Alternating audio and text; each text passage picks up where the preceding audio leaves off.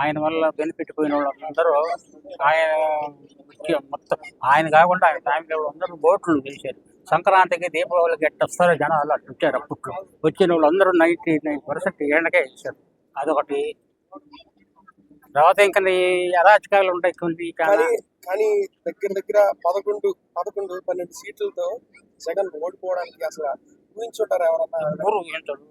కానీ దానికి డబ్బు కూడా కుమ్మరిచ్చారు. ఇద్దరు 2 పార్టీలు కుమ్మరిచ్చారు. ఇద్దరు దగ్గర తీసుకున్నారు, వేసేవాళ్ళకి వేసారు. అయితే రాబోయే రోజుల్లో ఏ విధంగా ఉండబోతుంది? రాబోయే రోజుల్లో ఈసారి అయితే బాగానే చేస్తారు సార్ వీళ్ళు.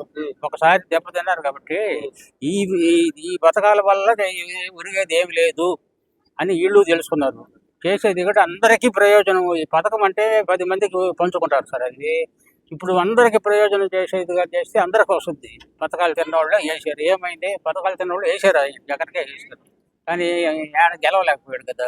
సో ఏ ఉంటే బాగుంటుంది అంటారు? పథకాలు కాకుండా ఏ ఉంటే అందరికి మొత్తం కరెంటు బిల్లులు తగ్గడం, పెట్రోల్ బిల్లు తగ్గడం, రేషన్ బాగా ఇవ్వడం అట్లాంటివి చేస్తే ఇప్పుడు ఇంత మందు మీద సగం దెబ్బతిన్నాడు. ఆ మందుని లిబరలైజ్ చేసింది కొందరు. అందరికి అందుబాటులో రేట్లు వచ్చేది, ఈ కల్తీలు గిల్తీలు చేయకుండా బ్రాండెడ్ అమ్మేది. అది మెయిన్ మందు బాబులు ఓట్లు పడ్డాయంటారా?